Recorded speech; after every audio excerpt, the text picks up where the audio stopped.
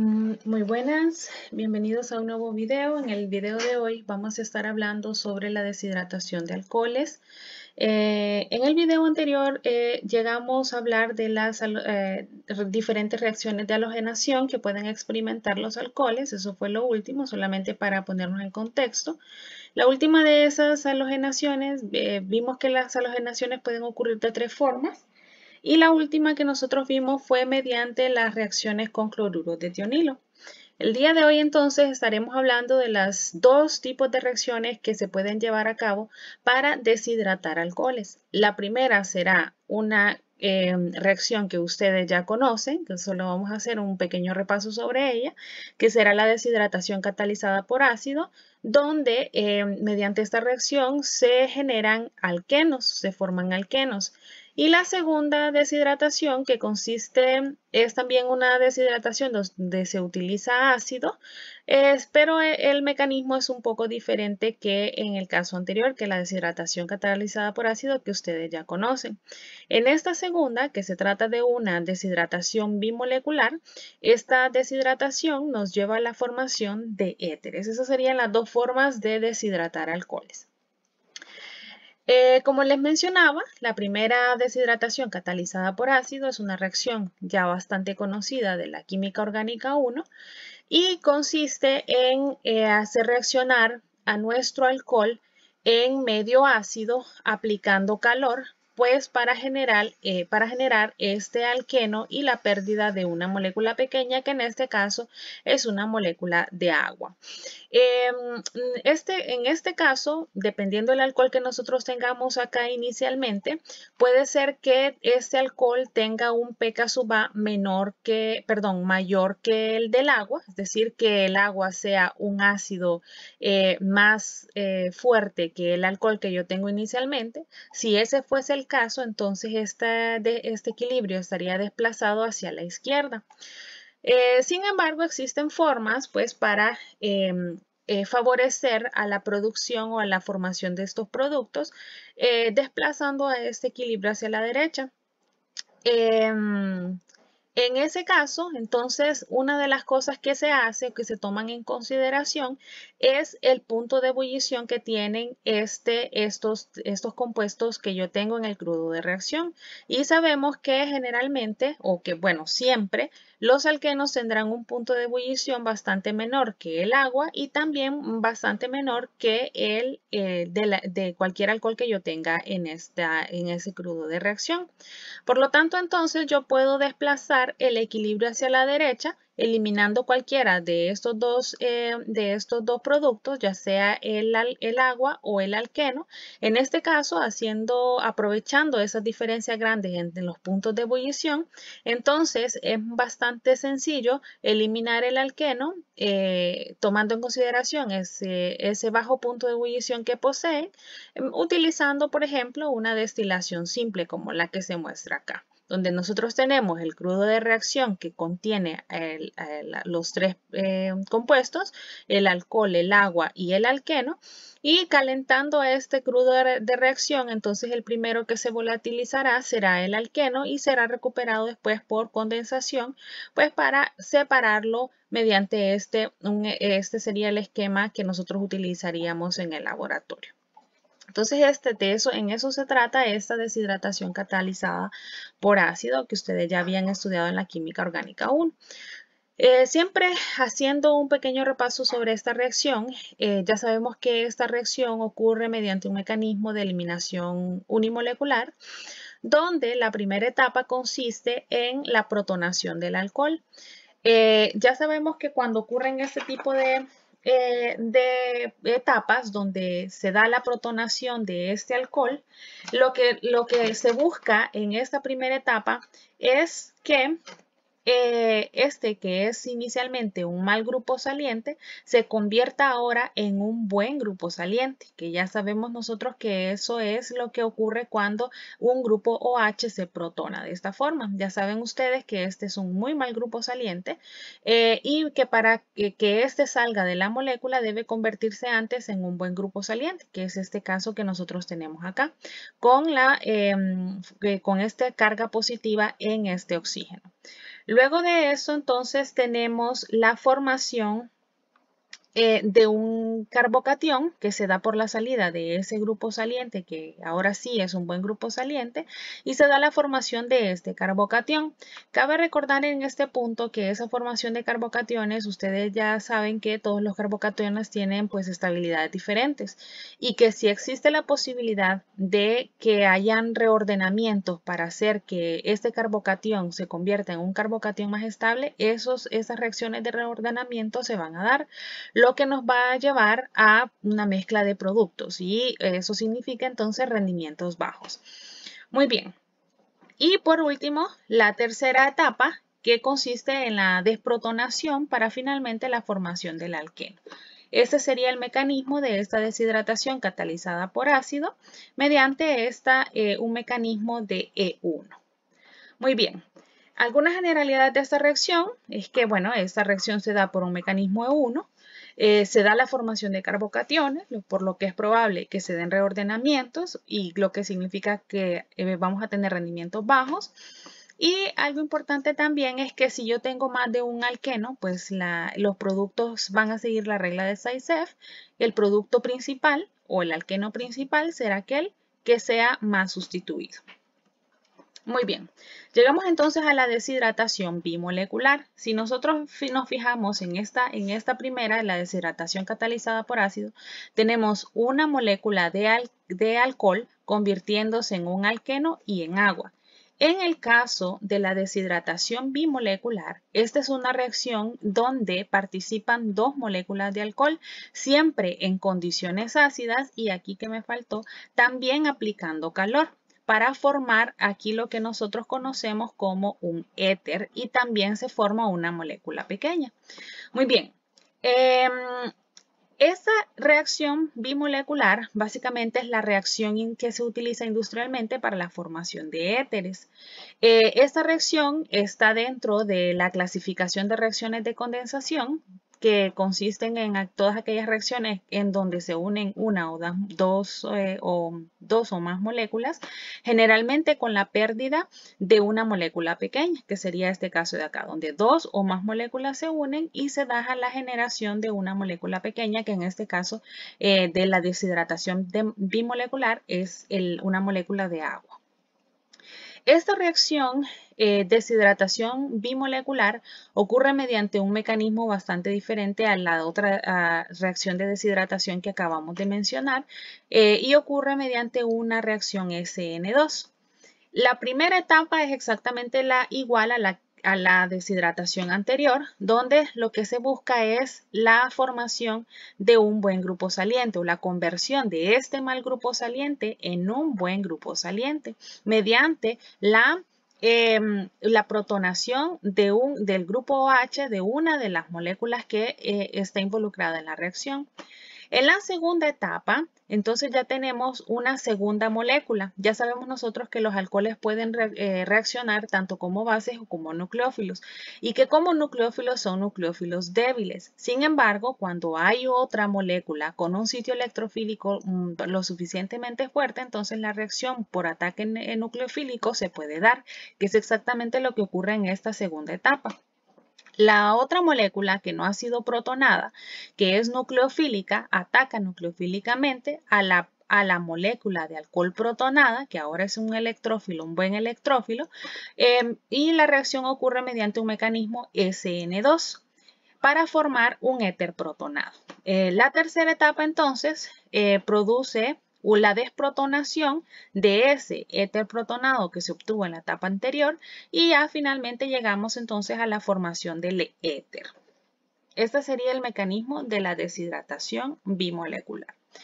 Ahora bien, cuando nosotros hacemos una deshidratación catalizada por ácido, que sería el caso de los dos tipos de deshidrataciones anteriores, la inicial donde obteníamos alquenos y la otra donde obteníamos éteres, esas reacciones, cuando nosotros hacemos ese tipo de reacciones, podemos tener competencia entre esas dos reacciones. podemos tener competencia entre la eliminación, que forma alquenos, y la sustitución, que forma un éter. Es decir, que al final lo que nosotros vamos a tener sería una mezcla de productos, lo que nos lleva entonces a hablar de bajos rendimientos. En la sustitución, donde dos moléculas de alcohol, que sería el caso de la deshidratación bimolecular, dos moléculas de alcohol forman una molécula de éter y una molécula de agua. En el caso de la eliminación, que sería el primer caso, una molécula de alcohol forma una molécula de alqueno y una molécula de agua. Entonces estamos hablando que aquí tengo dos moléculas formando dos moléculas. Y en la eliminación tengo una molécula formando dos moléculas. ¿Ya? Entonces, en este primer caso de la sustitución no hubo aumento de moléculas en la reacción y en el caso de la eliminación sí hubo aumento de moléculas o de productos formados en esta reacción. Entonces, podemos decir que ya que en la eliminación se tuvo un aumento en el número de moléculas, entonces también podemos hablar que hubo un aumento en la entropía de ese sistema. Si nosotros recordamos la energía libre de Gibbs, nos ayuda a determinar si una reacción es favorecida o no. En esta energía libre de Gibbs tenemos este término de acá que relaciona la entropía, el cambio en entropía y la temperatura. Entonces, ya sabemos también que cuando una reacción es desfavorecida, la energía libre de Gibbs es mayor que 0 y cuando la reacción es favorecida, esa energía libre de Gibbs es menor que 0. Ok, para que la reacción básicamente sea favorecida, este término que nosotros tenemos acá tiene que ser bastante grande y bastante negativo para pues lograr que toda esta expresión sea negativa. Entonces, cuanto más grande sea este término, entonces más favorecida puede ser la reacción. En los casos de las reacciones que nosotros estábamos analizando antes, este término es más favorable para la eliminación a medida que nosotros aumentamos esa temperatura. Entonces, estábamos hablando del inconveniente cuando nosotros hacemos esas deshidrataciones en medios ácidos, que nosotros podemos tener competición entre los dos tipos de reacciones. ¿Cómo entonces controlamos esa competición de esas reacciones? Entonces lo podemos hacer mediante el control de temperatura. Ya experimentalmente y tomando en consideración todo esto que acabamos de mencionar, y experimentalmente ya se establecieron ciertos condiciones de temperatura, pues para que cada una de esas reacciones no tenga competencia con la otra. Y se sabe entonces que a 140 grados Celsius la sustitución será favorecida y en 180 grados Celsius la eliminación será favorecida. Por lo tanto, ahora ya puedo expresar o ya puedo reescribir esas reacciones de la siguiente forma. En el caso de la eliminación, nuestro alcohol reaccionará en medio ácido a 180 grados para producir un alqueno y agua. Ahora, cada vez que yo plantee este tipo de reacciones, es muy importante que yo defina las temperaturas. Si yo no defino las temperaturas, entonces al final puedo ser que yo tenga mezclas de productos y rendimientos muy bajos. Entonces, de ahora en adelante, cada vez que nosotros vayamos a plantear un tipo de deshidratación específica, si es eliminación o sustitución, es muy importante que nosotros especifiquemos la temperatura a la cual estará llevándose a cabo nuestra reacción. Ok, si yo quiero que la sustitución sea favorecida, entonces la temperatura que voy a utilizar será de 140 grados Celsius para la obtención de un éter, ¿ya? Si utilizamos la misma temperatura y si no definimos en cuánta temperatura vamos a trabajar, entonces yo lo que te estaría básicamente es obteniendo una mezcla de estos dos productos, o sea, rendimientos muy bajos. Por eso es muy importante que ahora se especifiquen las condiciones de temperatura para que tengamos favorecidos la formación de uno de estos productos. Muy bien. En el caso de los dioles, vamos a recordar un poquito qué son los dioles. Los dioles ya saben ustedes que son compuestos o alcoholes que tienen dos grupos OH en carbonos adyacentes. A estos dioles también se les conoce como glicoles. Estos dioles, que son alcoholes también, también pueden experimentar reacciones. Y básicamente, los dos tipos de reacciones que experimentan son estas que estamos colocando acá. La primera es un reordenamiento pinacólico y la segunda es una ruptura por ácido periódico. En el caso del reordenamiento pinacólico, lo que tenemos siempre será nuestro alcohol, en este caso nuestro diol, en condiciones ácidas a temperaturas elevadas, y lo que tendremos es la formación de una acetona y la pérdida de una molécula pequeña, que en este caso será agua. Básicamente aquí lo que tenemos es una reacción de deshidratación en medio ácido y con temperaturas altas, ¿ya? Y tenemos entonces la formación de una acetona y agua. Muy bien, en este caso específico es una acetona, pero podríamos tener también un aldehído. Muy bien, este reordenamiento pinacólico ocurre en un mecanismo bastante similar a los que ya habíamos visto para la deshidratación de alcoholes catalizada por ácido. Vamos a observar pequeñas diferencias en una de las etapas que ya vamos a discutir ahora. Solamente antes de cualquier cosa. Aquí en la sustitución, aquí me faltó un 2, que son dos moléculas de alcohol que van a producir un éter, que ya saben ustedes que ocurre mediante una SN2 y esta mediante una reacción E1. Ok, hoy sí. Regresemos entonces al mecanismo del reordenamiento pinacólico. En la primera etapa, al igual que nosotros habíamos visto con la deshidratación catalizada por ácido, que era por una E1, nosotros vamos a tener la protonación de uno de los dos grupos OH para convertirlo en un buen grupo saliente. En la segunda etapa, entonces, se da la salida de ese grupo saliente y se genera un carbocatión, igualito que nosotros ya lo habíamos discutido en ese otro mecanismo que les menciono. La diferencia de este mecanismo con ese otro de la deshidratación catalizada por ácido es que aquí este carbocatión que se forma puede sufrir o sufrirá un reordenamiento. Ya ustedes me dirán, pero ¿por qué si este carbocatión que se forma para este alcohol específico ya es un alcohol terciario y es un carbocatión terciario y ya los carbocationes terciarios son los más estables? De hecho, existen carbocationes más estables que este carbocatión terciario. Una mayor estabilización de este carbocatión lo dan las estructuras resonantes y es eso específicamente lo que ocurre en la etapa 3. Entonces, en esta etapa 3 lo que se da es una migración de un grupo metilo para formar ahora un carbocatión estabilizado por resonancia, que será un carbocatión más estable que este carbocatión que se formó en la etapa anterior. Y una vez que se forma entonces este carbocatión estabilizado por resonancia, entonces llegamos a la cuarta etapa de la reacción, que consiste en una desprotonación de ese hidrógeno para formar finalmente la pinacolona, que es este compuesto de acá, que es una acetona, y se dio también la pérdida de agua. Entonces este sería el reordenamiento pinacólico, este sería el mecanismo del reordenamiento pinacólico. El otro tipo de reacción que experimentan los dioles es la ruptura con ácido periódico. Si nosotros recordamos un poquito, ya nosotros habíamos estudiado cómo es que se forma un glicol y era ya cuando nosotros estudiamos las reacciones de los alquenos. Ya sabemos que un glicol puede sintetizarse entonces a partir de un alqueno utilizando dos combinaciones de reactivos. Podemos formarlo con el tetraóxido de osmio en peróxido de hidrógeno o utilizando también el permanganato de potasio frío y diluido. Entonces, con estos dos juegos de reactivos yo puedo convertir un alqueno en un glicol.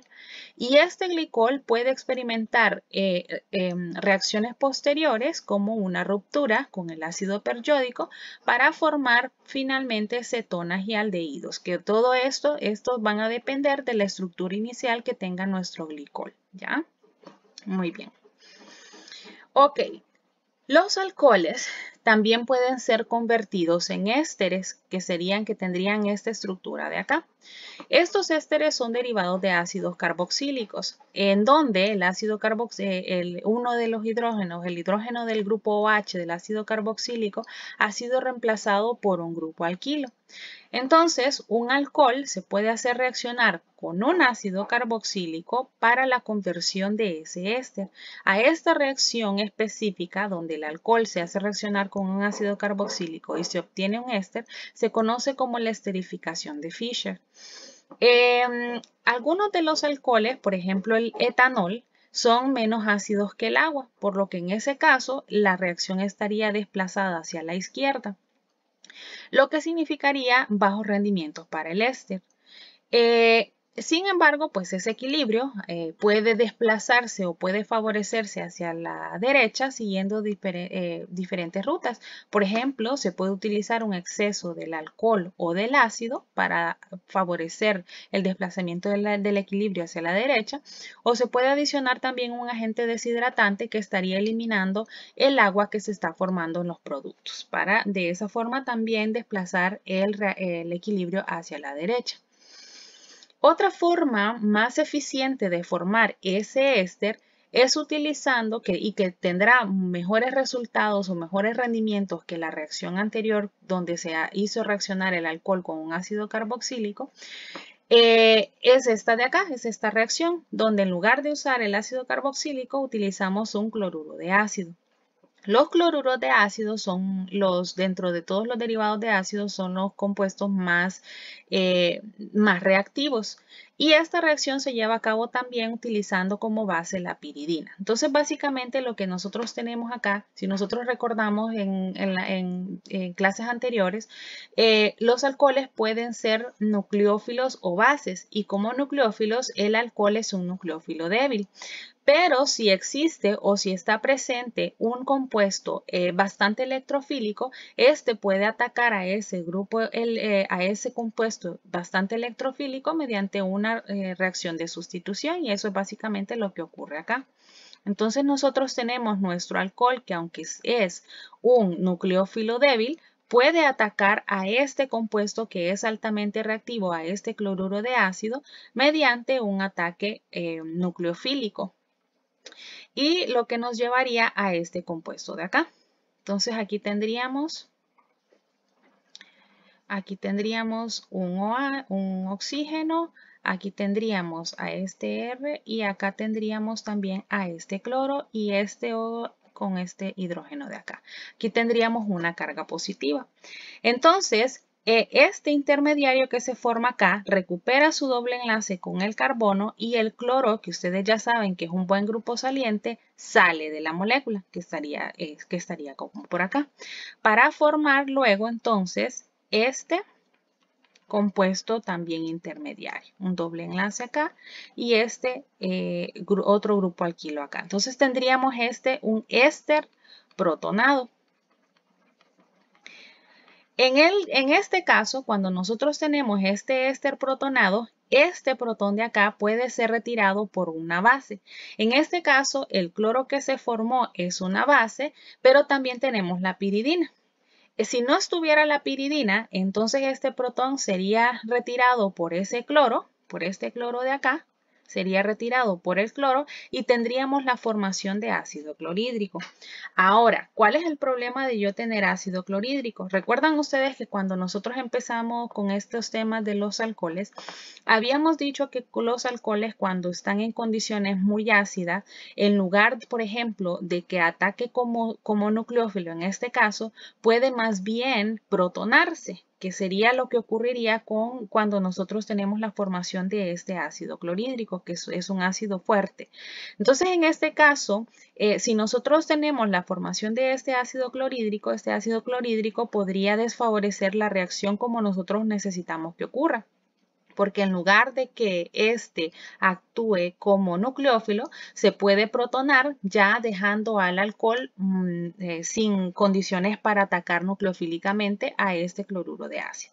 Entonces, para prevenir esa formación del ácido clorhídrico es que se utiliza la piridina, que el objetivo de esta piridina es que en lugar de la desprotonación que en lugar de que ocurra por el cloro, por el cloruro que nosotros tenemos acá, que se formó en la etapa anterior, que en lugar de que la desprotonación ocurra por el cloruro, que la desprotonación la haga la piridina para formar este complejo de acá o compuesto iónico. Entonces, que evita la formación del ácido clorhídrico, para que evita también la protonación del alcohol, que podría ocasionar que la reacción no ocurra de la forma en que nosotros necesitamos que ocurra. Muy bien. Los alcoholes pueden reaccionar también con otros ácidos inorgánicos para producir diferentes ésteres de ácidos inorgánicos. La primera reacción que nosotros podemos mencionar es la formación de ésteres de tosilato, donde nuestro alcohol va a reaccionar con el ácido paratoluensulfónico, que es una reacción que ya habíamos discutido antes, donde lo que nosotros tenemos es la formación del éster paratoluensulfonato, que es este de acá. ¿Cuál es el objetivo de esta formación? Nosotros ya habíamos visto que todo este grupo, que es el grupo tosilato, es un muy buen grupo saliente. Entonces, el objetivo principal de hacer esta reacción es convertir este mal grupo saliente en un buen grupo saliente y por lo tanto, ahora sí, este compuesto puede experimentar reacciones por SN2, cualquier tipo de reacción por un nucleófilo bueno, para formar una serie de otros productos. Como alternativa a esto, ya sabemos también que ya lo habíamos discutido, se utiliza el cloruro de paratoluensulfonilo en lugar del ácido paratoluensulfónico para producir ese mismo éster, éster tosilato, que cumple de nuevo con la formación de este grupo saliente, que es un buen grupo saliente. Aquí lo que estamos buscando es la conversión de este mal grupo saliente en buenos grupos salientes, que es lo que estamos buscando en este tipo de reacción. Los ésteres sulfato se forman a partir de la reacción entre un alcohol y el ácido sulfúrico. Para formar, aquí en el ácido sulfúrico tengo dos funciones OH, eso significa que puede reaccionar con dos moléculas de alcohol para formar el dimetilsulfato. En este caso, estos grupos sulfatos también son buenos grupos salientes y pueden reaccionar también con cualquier nucleófilo para generar una serie de otros compuestos. Entonces, en este caso, también el objetivo es convertir los grupos salientes del alcohol, que son malos grupos salientes, en buenos grupos salientes. Este es un ejemplo de las reacciones que pueden experimentar estos dimetilsulfatos con nucleófilos para producir otros productos. Los ésteres nitratos, para la conversión de ésteres nitratos, los alcoholes se hacen reaccionar con el ácido nítrico y lo que se obtiene es ese éster alquilnitrato, este de acá. Esta reacción es utilizada principalmente, o es una reacción que se utiliza para la generación o para la formación de la nitroglicerina, que yo estoy segura que todos ustedes ya han escuchado hablar de esto, que es un explosivo. Entonces, esta es la forma en que se utiliza, esta es la forma o la reacción que se utiliza para la generación de ese explosivo. Es un éster nitrato. Además, tiene otras aplicaciones que les invito a ustedes que las revisen ahí en su libro, que están detalladas. Muy bien. Y por último, tenemos también los ésteres fosfato, donde el alcohol se hace reaccionar con un éster fosfato que puede reaccionar con 3 moléculas de alcohol para formar finalmente el trimetilfosfato. Recuerden que en este caso lo que nosotros estamos buscando es convertir el OH del alcohol, que es un mal grupo saliente, en buenos grupos salientes. Muy bien. Ya habíamos mencionado también que los alcoholes son nucleófilos débiles, lo acabamos de mencionar hace poquito, que son nucleófilos débiles, pero si se desprotonan, se pueden convertir en el ion alcoxído, que estos sí son nucleófilos fuertes y son de mucha utilidad en la síntesis orgánica, en la química orgánica en general, son reactivos bastante utilizados y bastante importantes. Ya habíamos visto también cuáles eran las formas de convertir un alcohol en su ion alcoxído y eran mediante la utilización o haciendo reaccionar los alcoholes con sodio o potasio metálico. Y en caso de que las reacciones de esos alcoholes con estos dos reactivos ocurra demasiado lento, entonces se recurre a la utilización del hidruro de sodio. Entonces, en este caso, la reactividad de los alcoholes frente a estos dos reactivos, al sodio y el potasio, es la siguiente. Los metilos reaccionan mucho más rápido que los alcoholes primarios, estos más rápidos que los secundarios y estos más rápidos que los terciarios. Muy bien. Estos iones alcoxído son bases y nucleófilos fuertes, y estos iones alcoxído, una de las tantas reacciones que pueden experimentar es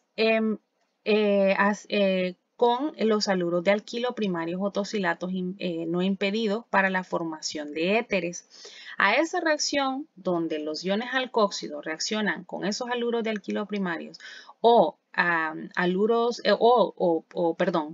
tosilatos no impedidos para la formación de éteres, se le conoce como la síntesis de éteres de Williamson.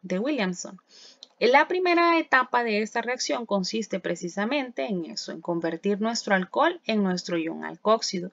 Y una vez que está formado nuestro ion alcoxído, entonces en la segunda etapa, ahora sí, se hace reaccionar ya sea con un haluro de alquilo o con un tosilato, que nosotros ya vimos cómo es que se forman esos tosilatos, que ambos, los haluros de alquilo primarios y los tosilatos no impedidos, son electrófilos, son buenos electrófilos, ya que ambos tienen buenos grupos salientes. Entonces, en esta segunda etapa se da el ataque nucleofílico de nuestro ion alcoxído para formar finalmente nuestro éter. Muy bien. Los fenoles también pueden experimentar cierto tipo de reacciones. En este caso estamos presentando reacciones de oxidación y reducción. En el primer caso, el fenol puede oxidarse, esto de aquí corresponde a una oxidación. El fenol puede oxidarse mediante la utilización del dicromato de potasio en medio ácido, o también puede oxidarse con la utilización del nitrodisulfonato de potasio, que se conoce también como la sal de Fremy. Y en esta primera reacción, donde nosotros pasamos del fenol y utilizando cualquiera de estos dos reactivos, tenemos una reacción de oxidación donde lo que nosotros obtenemos sería la benzoquinona. Esta benzoquinona puede reducirse utilizando el borohidruro de sodio o el cloruro de estaño en agua para formar la hidroquinona. Esta hidroquinona puede experimentar nuevamente una reacción de oxidación con el dicromato de sodio en medio ácido o el bromuro de plata, que previamente ha sido tratado con luz para que este reactivo sea mucho más reactivo, y esa reacción, que también es una reacción de oxidación, nos llevaría nuevamente a la benzoquinona. Entonces estas son las diferentes reacciones que nosotros podríamos tener con los fenoles y sus derivados correspondientes. El fenol puede oxidarse a la benzoquinona con dicromato de sodio en medio ácido o con la sal de Fremy. La benzoquinona se puede reducir a la hidroquinona con el borohidruro de sodio o cloruro de estaño, y la hidroquinona puede oxidarse a la benzoquinona con dicromato de sodio en medio ácido o con el bromuro de plata previamente tratado con luz. Muy bien. Ahora quiero que nosotros nos centremos en este ejercicio de acá y que ustedes intenten imaginarse cómo ustedes llevarían a cabo esta reacción de acá con los conocimientos que ustedes ya tienen de todos estos dos capítulos que nosotros hemos estudiado hasta ahora. Del capítulo 10 y el capítulo 11. Entonces aquí lo que nosotros tenemos es un alcohol, tenemos también un aldehído, que es el acetaldehído, y tenemos la generación de este otro alcohol, que tiene dos funciones OH. Ahora yo les pregunto a ustedes y los invito a que piensen una forma en cómo podrían hacer esta conversión. Probablemente a ustedes se les ocurra convertir este de acá, ya que tengo un haluro en esta parte de acá, convertirlo en un compuesto organometálico. eso sería, me imagino, lo que varios de ustedes podrían proponer. Entonces aquí yo tendría este OH, 1, 2, 3, 1, 2, 3. Y acá tendría yo este bromo, perdón, este bromo. Y lo primero que tal vez se les ocurría a ustedes, se les puede ocurrir, es convertir a este compuesto primero en un, por ejemplo, en un reactivo de Grignard, haciéndolo reaccionar con magnesio metálico, utilizando el éter como disolvente, para producir a este compuesto de acá. 1, 2, 3. Aquí tendría este carbanión, aquí tendría magnesio y el bromo. Entonces ahorita lo que yo tendría sería la formación de este compuesto de acá, de este organometálico, para luego, ahora sí, hacer el ataque nucleofílico a este acetaldehído. ¿Ya? Lo que yo necesitaría es que este compuesto,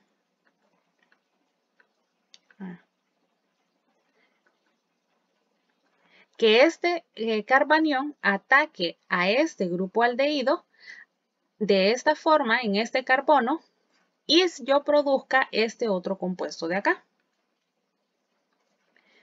Y lo que yo tenga sería este HO, aquí tengo un CH2, otro CH2, y este otro carbono de acá, que sería en este otro carbono, CH, y aquí yo tendría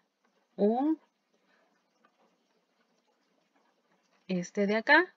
Acá tendría un hidrógeno, quito otro CH2, y acá tendría este CH3 de acá.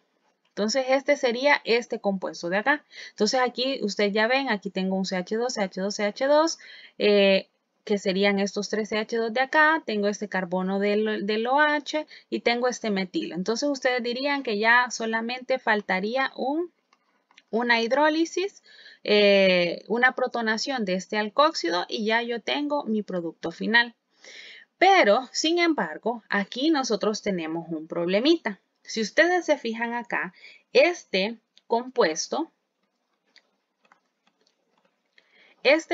de acá que yo generé inicialmente tiene este grupo de acá, tiene este grupo oxígeno-hidrógeno. Y ya nosotros habíamos discutido antes, cuando empezamos a hablar de los compuestos organometálicos, que este tipo de enlaces protonan al compuesto organometálico.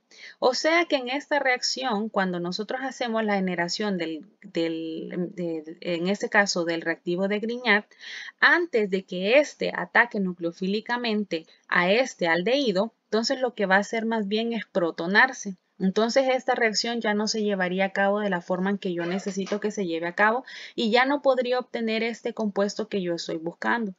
Entonces, este sería un problema. Entonces, ¿qué hacemos? ¿A qué conclusión llegamos?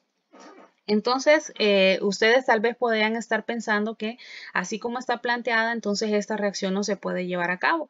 Y no es cierto, esta reacción sí se puede llevar a cabo, solo que tendríamos que emplear otra técnica adicional para que nosotros, o una etapa adicional para que nosotros podamos con estos reactivos y utilizando un reactivo de Grignard llegar a este producto de acá. Eso lo que nosotros necesitamos básicamente es proteger o inactivar a este grupo OH, que es el que me está causando el problema cuando yo formo el reactivo de Grignard. Entonces, lo que nosotros podemos hacer es una protección de ese OH. El grupo protector que se utiliza es el cloruro de trialquilsilano, que tiene una estructura como esta de acá, y ese reactivo se utiliza con una base voluminosa, trialquilamina, que tiene una estructura de acá. Dentro de las posibilidades que pueden ser utilizadas, las más utilizadas generalmente son el clorotrimetilsilano, donde estos grupos R son metilos todos, y de la base voluminosa, esta de acá, la más utilizada es la trietilamina, que es esta de acá. Entonces, básicamente lo que nosotros estamos haciendo es que nuestro alcohol, el hidrógeno del alcohol, es reemplazado por toda esta estructura de acá, si ustedes lo ven así. Este hidrógeno es reemplazado por toda esta estructura de acá del clorotrimetilsilano. Y lo que se obtiene es un éter trimetilsililo.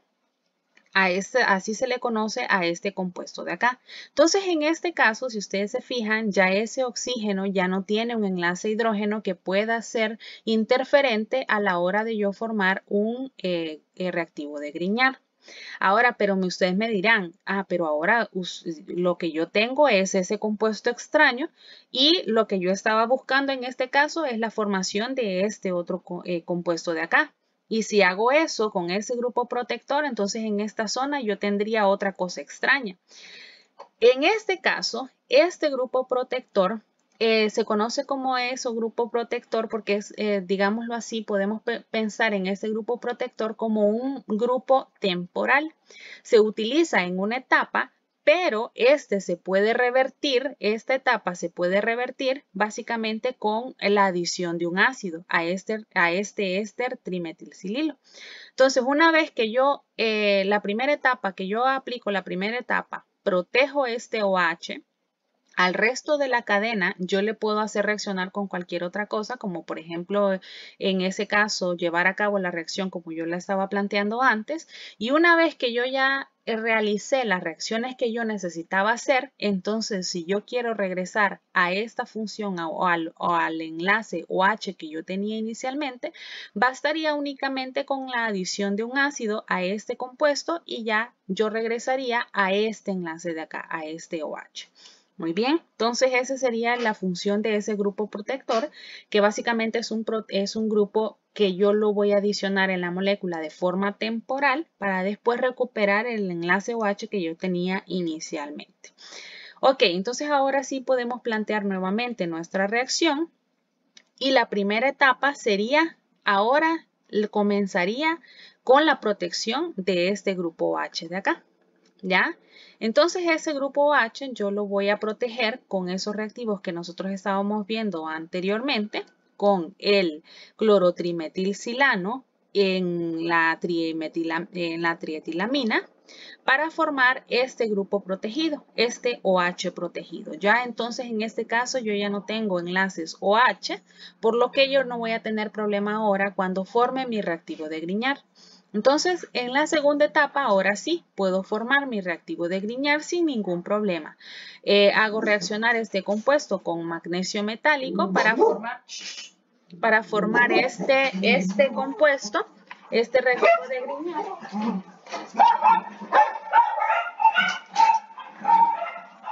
Disculpen. Para formar este reactivo de Grignard. Y ahora si ustedes se fijan aquí yo ya no tengo ningún tipo de enlaces que puedan protonar el reactivo de Grignard y que puedan prevenir que este actúe como nucleófilo como yo necesito que actúe. Entonces ahora ya que ya no tengo ese inconveniente, entonces ahora sí va a ocurrir el ataque al carbonilo por parte de este reactivo de Grignard al aldehído que yo tenía inicialmente. Se formará este ion alcoxído. Y una vez que ya se formó el ion alcoxído, entonces yo lo que necesito es formar ahora el grupo OH. ¿Y cómo lo hago? Mediante una hidrólisis ácida, adicionando un ácido. Entonces en esta etapa va a cumplir dos funciones. Esta adición del ácido va a protonar al ion alcoxído que se formó en la etapa anterior y al mismo tiempo va a regenerar el enlace OH que yo había protegido inicialmente, este de acá. Entonces, y ahora sí, nosotros hemos llegado a la formación del compuesto que yo necesitaba inicialmente. Entonces, en este caso, lo que nosotros hicimos fue una protección de alcoholes, ¿ya? Entonces, ahora sí, la reacción era viable, solamente que yo tenía que hacer una etapa adicional, que en este caso es la protección de alcoholes. Entonces, eso sería todo por este video. Ya con esto concluimos entonces el capítulo 11 y ya comenzaríamos en los próximos videos con el capítulo 14 que es sobre las reacciones de éteres. Feliz día.